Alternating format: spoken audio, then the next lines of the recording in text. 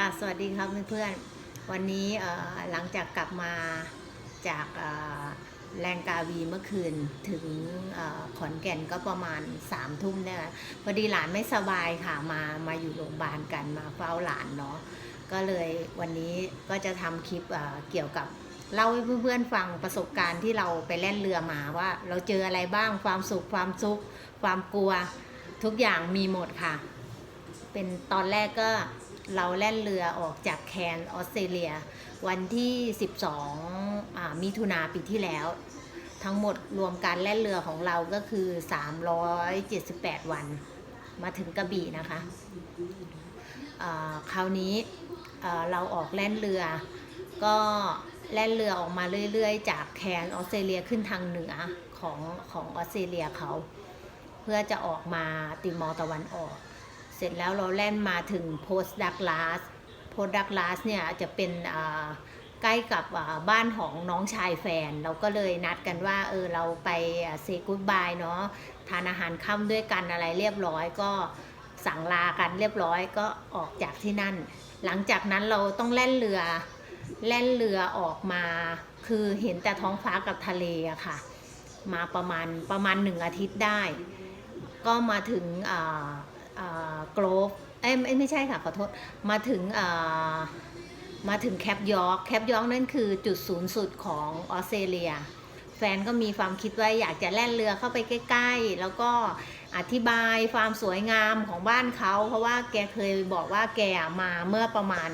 20 กว่าปีที่แล้วสมัยก่อนที่แกทำงานแล้วแกก็มาฮอลิเดย์อะไรประมาณนี้แกบอกมันสวยมากมันนู่นนี่นั่นเสร็จแกก็แล่นเรือเข้าไปใกล้ๆเราไปแล่นเรือครั้งเนี้ยเรามีตัวเราแล้วก็แฟนแล้วก็จะมีเพื่อนแฟนอีกคนหนึ่งที่เขามาแล่นเรือจอยด้วยแต่ว่าเขาไม่ได้มาเมืองไทยเขาเป็นคนที่มีขาเดียวผู้ชายขาเดียวเพราะว่าแกมีเกิดอุบัติเหตุแล้วก็ตัดไป1 ขาพอเสร็จแล่นเรือไปถึงแคปยอร์กแฟนก็แล่นเข้าไปใกล้ตรงนั้นมันจะเป็นหินนะคะใต้ทะเลแต่ว่าธรรมชาติเนาะมัน20 กว่าปีมันก็ต้องมีการเปลี่ยนแปลงของเปลือกโลกอะไรประมาณนั้นนะตามความคิดของเรานะแฟนเขาก็เหมือนกับว่าเขาแม่นมากในการเดินเรือตรงเนี้ยเขามาหลายครั้งเขาบอก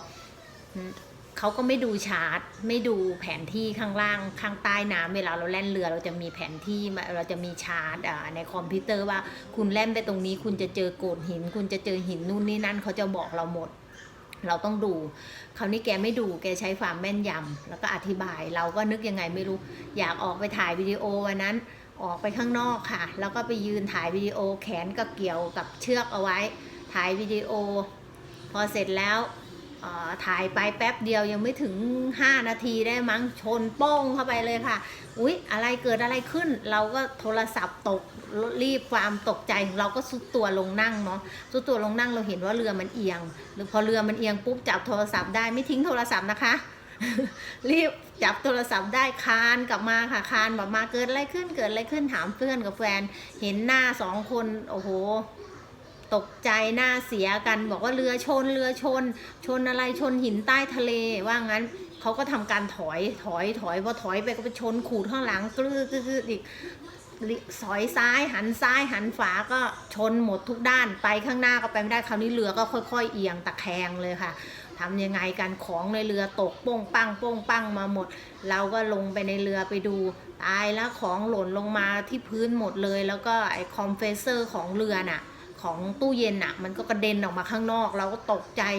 ตายพังแน่ๆเลยได้ยินเสียงน้ำคือแต่ว่าน้ำไม่เข้าเรือนะคะเรือเขาไม้หนามากพอเสร็จเพราะเรือแฟนเป็นเรือที่ปลดระวางจากการแข่งขันแรลลี่มันก็เขาจะทำเรือที่หนาแล้วก็แข็งมากแฟนเธอไปซื้อมาพอเสร็จแล้วคราวนี้เราเรือก็ตะแคงอยู่อย่างนั้นทำยังไงทำอะไรไม่ได้เลยค่ะตอนนั้นโชคดีที่มันมี Wi-Fi ปุ๊บแฟนก็เลยโทร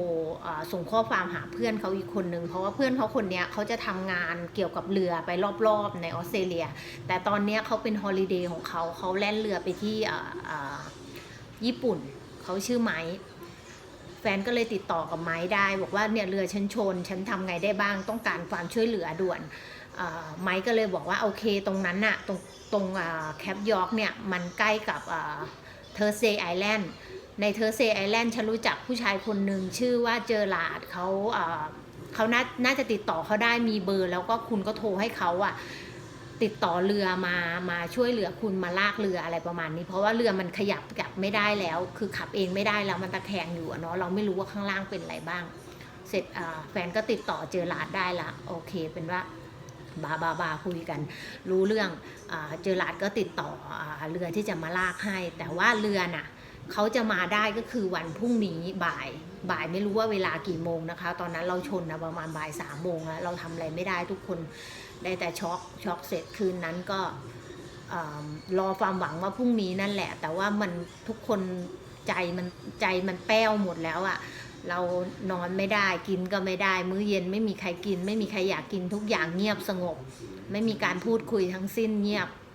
จากที่เราเคยเย็นมาเราจอดเรือแล้วเราก็มีดิ้งมีปาร์ตี้กันนิดหน่อยคุยเรื่องนู้นเรื่องนี้เล่าประวัติศาสตร์นู่นนี่นั่นกัน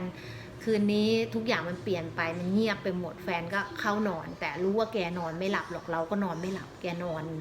นึกสภาพที่นอนในเรือที่ต้องตะแคงอยู่ข้างหนึ่งแล้วเราไม่รู้ว่ามันจะตะแคงออกไปอีกเท่าไหร่แล้วมันจะแบบจมไหมอะไรไหมเราไม่สามารถรู้ได้เลยแต่ว่าก่อนหน้านั้นเพื่อนแฟนบอกว่าแกจะกระโดดลงไปดูดำลงไปดูใต้นั้นแต่ว่าแฟนก็เลยบอกว่ามันไม่จำเป็นที่คุณจะต้องกระโดดลงไปเพราะมันมีจระเข้น้ำเค็มเขาเพื่อนแฟนก็บอกว่าไม่เป็นไรฉันไม่มีครอบครัวฉันไม่มีเมียฉันตายฉันก็ไม่เสียดายชีวิตแกก็ว่าอย่างนี้เนาะแฟนก็บอกว่าไม่เอาจะมาทำอย่างนั้นได้ยังไงอะไรอย่างเงี้ยมันเป็นความผิดมันเป็นความผิดพลาดเองอะไรประมาณอย่างนี้ไม่โทษใครทั้งสิ้นถ้าเราเรือมันจะล่มตายก็ตายด้วยกันไปเลย3 คนเพราะว่าตรงนั้นมันไม่ใช่เมืองไงมันไม่มีอะไรที่เราจะติดต่อใครได้หรือว่าถ้าเรือจมเราสามารถบอกให้มาช่วยเราเดี๋ยวนี้มันไม่มีไงเราก็รอความหวังของวันพรุ่งนี้อย่างเดียวเสร็จแล้วคืนนั้นก็ผ่านไปจนเช้ามาทุกอย่างก็ยังเงียบสงบเศร้าแฟนร้องไห้เราก็เลยแบบสงสารแกเนาะเราก็บอกว่าเอางี้ไหมคุณไม่ต้องแล่นเรือไปเมืองไทยแล้วแหละฉันว่าเราอยู่ที่นี่แหละซ่อมเรือเราก็อยู่ที่ออสเตรเลียนี่แหละฉันจะย้ายมาอยู่ที่นี่เองอะไรประมาณอย่างนี้สงสารแกเนาะแกก็บอกไม่ได้เพราะว่าฉันสัญญากับเธอแล้วก็บอกไว้แล้วว่าฉันจะแล่นเรือไปเมืองไทยเมื่อฉันเกษียณแล้วฉันจะไปอยู่กับเธอที่นู่นและอย่างหนึ่งเธอมาอยู่ที่นี่ไม่ได้หรอกเธอมีครอบครัวเธอมีพ่อแม่มีลูกที่เธอต้องดูแลมีครอบครัวที่น่ารักแล้วเธอจะจากพวกเขามาอย่างเงี้ยมันเป็นการที่ไม่ยุติธรรมแกก็คิดอย่างนั้นเนาะแกบอกว่าแกทางนี้แกไม่มีใครแกก็อยากจะย้ายทุกอย่างไปอยู่กับเราที่นู่นเราก็เห็นแกพูดอย่างนั้นเราก็ซึ้งใจแกเนาะที่แกบอกว่าคำสัญญาที่แกเคยพูดไว้ว่าฉันเกษียณแล้วฉันจะย้ายมาอะไรเงี้ยก็ทุกอย่างมันก็แกก็ไม่เปลี่ยนความคิดแต่ว่าเราเห็นว่าเหตุการณ์มันเปลี่ยนไปแล้วไงก็เลยอยากจะทำให้มันดีทำให้แกรู้สึกดีพอเสร็จแล้วแกก็บอกไม่เป็นไรพอรุ่งเช้ามาเรือแล่นเรือลากจูงก็มาประมาณบ่าย3บ่าย4แล้วแหละเขาก็โยงเรือผูกเรือแล้วก็ลากพวกเราไปที่เกาะเทอร์สเดย์ไอแลนด์ไปถึงนั่นมันก็มืดพอดีมองอะไรไม่เห็นแล้วแต่ว่าเห็นแต่แสงไฟเห็นแต่ตึกมีอะไรอย่างเงี้ยเนาะมีโรงแรมเล็กน้อยที่นั่นจะเป็นเกาะเล็กๆแล้วก็ไม่ได้มีอะไรไม่ได้เจริญอะไรมากมายเป็นส่วนมากจะเป็นคนผิวดำที่อยู่ที่นั่นเนาะพอเสร็จแล้วเราก็ดีใจเนาะไม่ได้เห็นตึกรามบ้านช่องไม่ได้เห็นแสงสีไม่เห็นพื้นดินมานานแล้วเป็นอาทิตย์2 อาทิตย์แล้วเราก็รู้สึกว่าเฮ้ยมันตื่นเต้นฉันอยากจะไปเหยียบพื้นดินแล้วพรุ่งนี้ฉันจะต้องเข้าไปในเมืองอะไรประมาณอย่างนี้เราก็คิดของเราเนาะความเศร้ามันหายไปแล้วเมื่อเห็นในนี้เราคิดว่าถ้าเราเข้าไปที่นั่นเรือซ่อมแล้วมันทุกอย่างมันจะโอเคเราก็คิดอย่างนั้นพอเสร็จเรือลากจูงเขาก็พาเราไปจอดอยู่ใกล้ๆฝั่งความลึกก็ประมาณ14 ฟิตเพราะว่าเรือเราสูงเราก็ต้องจอดที่มันห่างฝั่งแล้วก็ตอนนี้เรือเราปกติแล้วตั้งตรงแล้วไม่เอียงแล้วเนาะแต่ว่าขับไม่ได้อะไรไม่ได้เลยก็คือเขาลากมาพอตอนเช้าประมาณสายๆหลังจากอาหารเช้าของทุกคนเสร็จแล้วก็มีเจอหลาดผู้ชายที่เราติดต่อเขานั่นแหละเขาเข้ามาหากับเพื่อนเขาอีก3-4 คนก็เลยเขาบอกว่าเราต้องดำไปดูใต้นั้นว่าความเสียหายมันเป็นยังไงบ้างเจอหลาดแล้วก็เลสผู้ชายที่เขามีขาเดียว เพื่อนของแฟนก็ดำลงไปดู แต่ตอนที่เขาดำลงไปดูเนี่ยไปถ่ายรูปถ่ายวิดีโอทุกอย่างเนี่ยเรากับแฟนต้องอยู่กันคนละฝั่งซ้ายฝาคอยดูค่ะว่าจะมีจระเข้มาไหมเพราะว่าตรงนั้นมันเป็นที่ของจระเข้น้ำจืดน้ำเค็มแต่ว่าเขาจระเข้น่ะเขาจะมาเขาไม่ได้โผล่มาเลยหรอกเขาค่อยๆเคลื่อนตัวมาเราก็จะเห็นถ้าเขามาถ้ามันมีความปกติของผิดปกติของผิวน้ำเนี่ยมันต้องมีอะไรที่มาสักอย่างหนึ่งเนี่ยมันก็จะเป็นสันมาแฟนก็อธิบายฟังแล้วเธอเห็นแบบเนี้ยเธอรีบเอาค้อนเคาะเลยนะเคาะบอกคนข้างล่างเพื่อเขาจะได้ขึ้นมาเราก็คอยดูกันก็ประมาณชั่วโมงหนึ่งนั่นแหละกังวลด้วยนู่นนี่นั่นก็โอเคทุกอย่างโอเคเขาได้รูปได้อะไรมาละเอาไปให้ช่างดูอันนี้เขาบอกว่ามันจะทำยังไงได้ถ้าเราจะเอาเรือกลับไปที่แคนเนี่ยมันใช้ต้นทุนสูงเพราะเรือเราใหญ่เราต้องเอาขึ้นเครนต้องเอาขึ้นรถลากกลับไปเพราะมันแล่นไม่ได้แล้วกับอีกอย่างหนึ่งก็คือเราซ่อมเพื่อให้มันแล่นได้แล้วก็ไ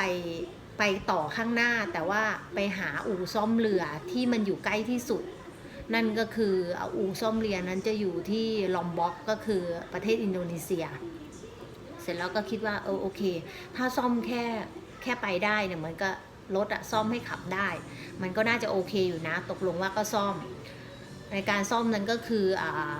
ข้างใต้ที่ไม้ที่มันโดนชนหักอะเนาะเรือมันทางหางเรือเขาก็จะมีไม้เป็นหางของเขาอะ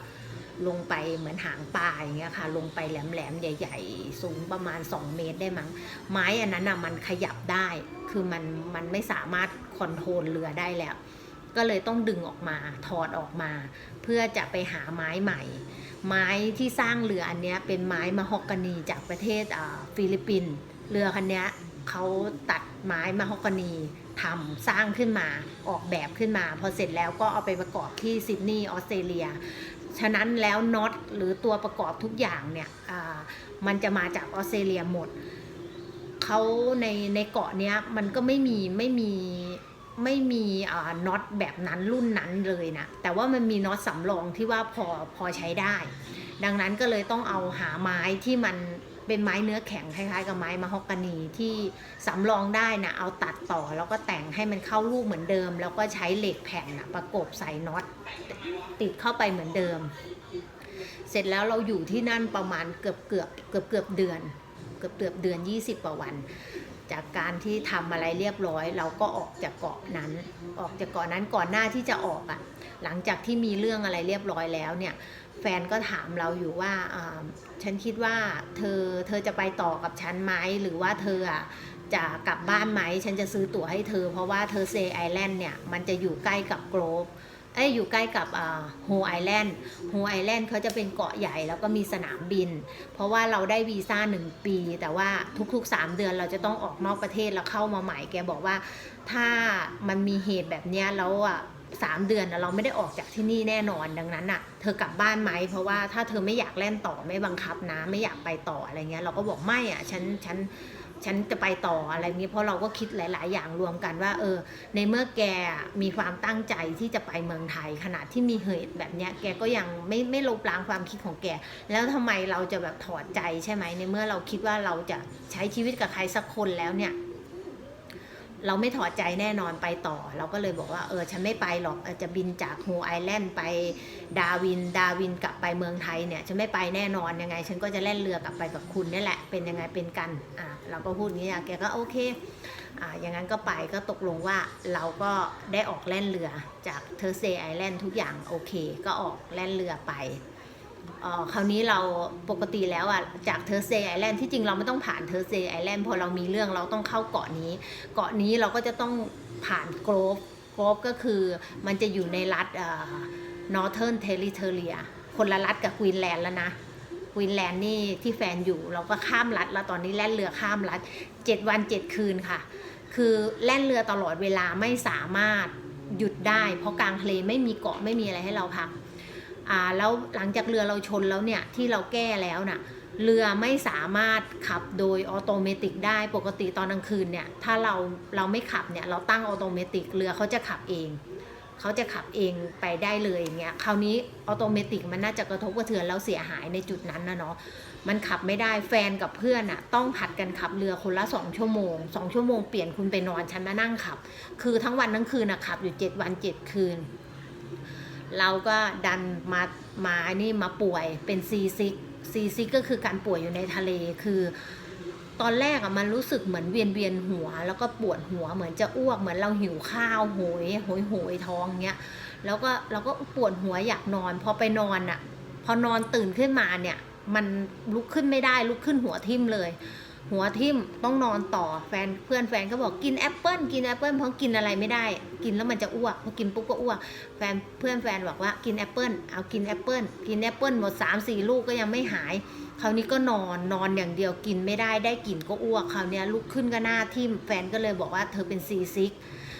นอนอย่างเดียวนอนพักแล้วแกก็จะทำแกจะเอาน้ำตาลมาละลายน้ำอุ่นแล้วก็ให้เราดื่มเหมือนว่าให้เรามี energy ให้เรามีพลังขึ้นอะไรอย่างเงี้ยมีแรงแต่ว่ามันก็ไม่ได้ผลมันก็ช่วยได้อยู่นะนอนอยู่3 วัน 3 คืนแบบหิวมากคานมาทำกับข้าวพอได้กินข้าวต้มเท่านั้นนะโอ้ยอ้วกแตกเลยค่ะก็ไม่ได้กิน3 วันหน้าซีดเผือกเหมือนคนตายเลยพอเสร็จวันที่4เริ่มแบบมีแรงขึ้นมีแรงลุกขึ้นมานั่งไม่เวียนหัวก็ออกไปนั่งข้างนอกก็เพื่อนแฟนบอกโอ้เธอหน้าซีดมากเลยนะเนี่ยเธอเหมือนผีเลย เขาบอกเพราะว่าหน้าขาวคนป่วยเนาะเสร็จแล้วฉันหิวมากเลยฉันอยากทำอาหารกินแล้วก็เลยไปหุงข้าวแล้วก็ทำหมูทอดกระเทียมนึกอยากกินพอทำเสร็จก็กินก็ทำให้พวกเขากินเขาก็ดีใจเขาบอกฉันไม่ได้กินกับข้าวเธอมา 3-4 มื้อแล้วเนี่ยหิวมากอยากกินมากเลยก็ทำให้แจกจ่ายให้พวกหนุ่มๆเขากินกันพอเสร็จเราก็ได้รับการติดต่อจากเพื่อนของแฟนที่โกลบเขาบอกว่าได้ข่าวว่าเรือเราชนอะไรเงี้ยเพื่อนแฟนเขามีบริษัท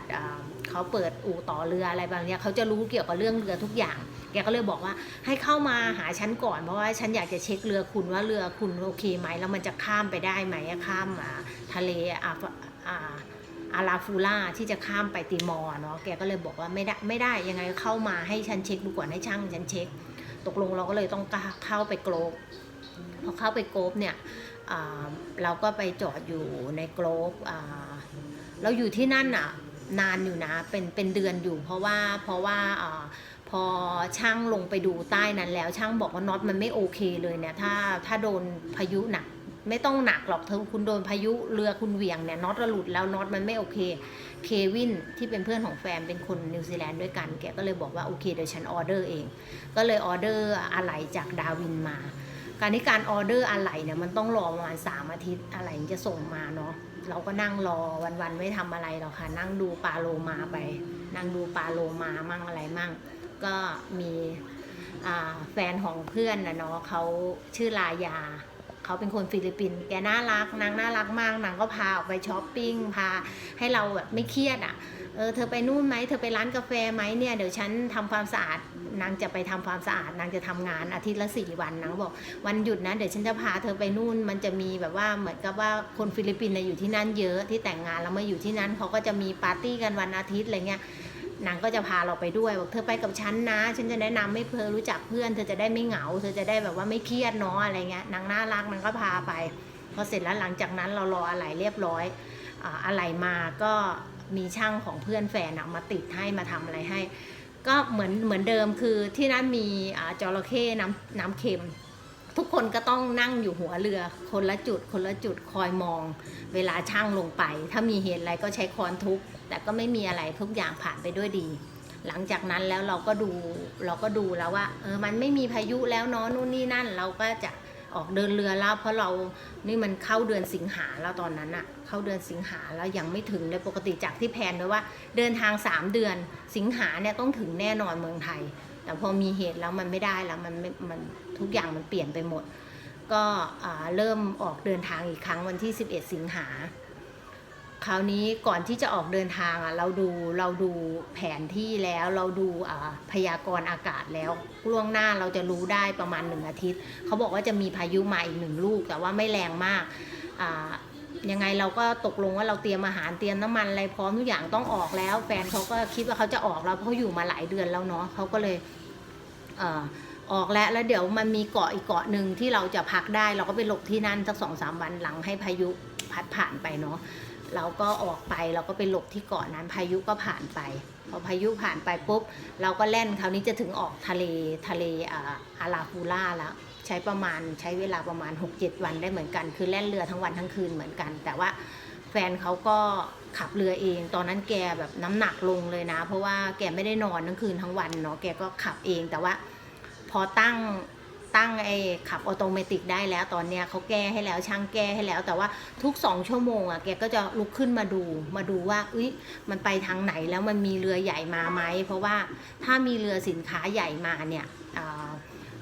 เราเห็นเขาเราจะต้องวิทยุบอกเขาว่าฉันจะไปทางนี้นะคุณจะมาทางนี้ใช่ไหมคุณจะให้ฉันหลบซ้ายหลบขวาอะไรอย่างเงี้ยเราจะต้อง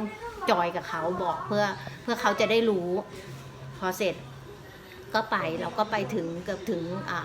ตีมอตะวันออกแล้วมองเห็นตีวาตะวันออกแล้วค่ะคูปังค่ะคราวนี้พอเห็นตีมอตะวันออกแล้วตีมอตะวันออกก็คือเขาแยกออกจากอินโดนีเซียนะคะเป็นเขาแยกออกมาเนาะเขาตรงนั้นเขาเรียกว่าคูปังเป็นเกาะเล็กๆเนาะพอคราวนี้เราเห็นเกาะเราก็ดีใจแล้วเราจะถึงแล้วคราวนี้ดันพายุมาเหตุการณ์ธรรมชาติบางครั้งมันไม่ได้บอกเราไงมันมาแบบเห็นมาไกลๆแล้วว่ามืดมาเลยหมุนมาเลยพายุงวงช้างคราวนี้ทำยังไงเพราะว่าก่อนที่เราจะออกแล่นเรือจากโกลบเนี่ยช่างเขาบอกแล้วว่าเรือของคุณมันไม่ได้100%นะดังนั้นคุณพยายามหลบอย่าให้โดนพายุเพราะว่าถ้าคุณโดนพายุเนี่ยแรงๆเนี่ยไม่รู้ว่าหนักแค่ไหนแล้วเราไม่รู้ว่าน็อตที่เราใส่ประกบไปอีกเพิ่มไปเนี่ยมันจะเอาอยู่ไหมอะไรประมาณอย่างนี้คือพยายามหลบก็แล้วกันอะไรเงี้ยแล้วก็ขอให้โชคดีเนาะเขาก็บอกมาแต่ว่าธรรมชาติเราไม่รู้จริงๆมันมาแล้วเราจะทำยังไงได้เราหลบไม่ได้เราหยุดไม่ได้เพราะว่าไม่มีเกาะแล้วนอกจากเกาะข้างหน้าที่เราเห็นก็คือคูปังเสร็จแล้วทำยังไงเราก็เลยก็ต้องไปต่อเนาะแฟนก็ตัดสินใจไปต่อแหละจะทำยังไงได้ก็คือเบี่ยงนั่นแหละเบี่ยงทิศทางลมเพื่อให้โดนน้อยที่สุดพอเสร็จแล้วมาแล้วคราวนี้แฟนเขาคิดแล้วแหละว่าเขาคงรู้ว่าคนขับเรือคนแล่นเรือนะเขาต้องรู้ว่ายังไงเราต้องโดนแต่ว่าจะโดนแค่ไหนเราจะรอดไม่รอดอันนี้เราไม่รู้แต่แกรู้แกก็วางแผนเอาไว้เนาะว่าถ้าเราโดนจริงๆเราต้องสละเรือเพราะว่าเรือเราใหญ่เราต้องไปเรือเล็กเนี่ยคือทิ้งเรือใหญ่ให้มันล่มให้มันพัดไปเราอยู่ในเรือเล็กเพื่อชีวิตของเราเนาะแกก็เตรียมเขาจะมีถังกลมๆลูกหนึ่งเป็นถังพลาสติกเขาก็จะเอาพาสปอร์ตใส่เอาเสื้อผ้าใส่2 ชุดเอาน้ำดื่มแล้วก็อาหารเหลวใส่ลงไปในนั้นเราก็ทำอะไรเราก็เลยถามแกไม่บอกเขาถามหาพาสปอร์ตเอาพาสปอร์ตเธอมาเอาเงินมาใส่กระเป๋านี้จะเอาไปไหมอะไรเขาก็ถามเราเนาะแล้วก็มันเกิดอะไรขึ้นก็เลยถามแกก็เลยบอกว่าเนี่ยเราไม่รู้ว่าพายุจะมาแรงแค่ไหนแล้วเราจะเป็นยังไงบ้างถ้าเกิดว่ามันโดนเต็มเนี่ยเรือเราไปแน่แล้วเราต้องสละเรือเราต้องลงเรือเล็กเพื่อยิงพลุจุดพลุเพื่อให้ทะเลเขาก็จะมีน่านน้ำเนาะแล้วเขาก็จะมีเจ้าหน้าที่ที่เขาอยู่เรือนะเขาก็จะคอยดูถ้ามีเหตุอะไรเขาก็จะช่วยอะไรเงี้ยถ้าเมื่อเขาเห็นพลุเราที่จุดขึ้นไปนะจะต้องรู้ว่ามันมีเหตุการณ์เรือล่มหรืออะไรสักอย่างเขาก็จะมาช่วยเรามันจะมีวอลวิทยุให้เราทิ้งให้เราเนี่ยแกก็บอกว่าเราต้องเตรียมเอาไว้เผื่อเหตุการณ์ที่มันอาจเกิดขึ้นได้เราก็โอ้โหช็อกเลยพอบอกว่าต้องสละเรือหมายถึงยังไงอะไรก็คิดว่าฉันจะต้องตายแน่ๆถ้าฉันตายทำไงพ่อแม่พี่น้องลูกเต้าฉันอีกร้องไห้ค่ะ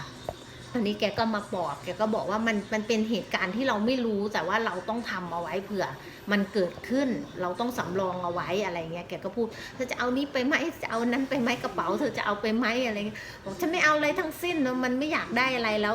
ก็เอาโทรศัพท์เอาอะไรไปคราวนี้แกก็เลยบอกว่าเธอต้องทำวิดีโอนะทำวิดีโอเดี๋ยวนี้แกว่าอย่างนี้ทำวิดีโออะไรทำวิดีโอล่ำลาครอบครัวและลูกของเธอ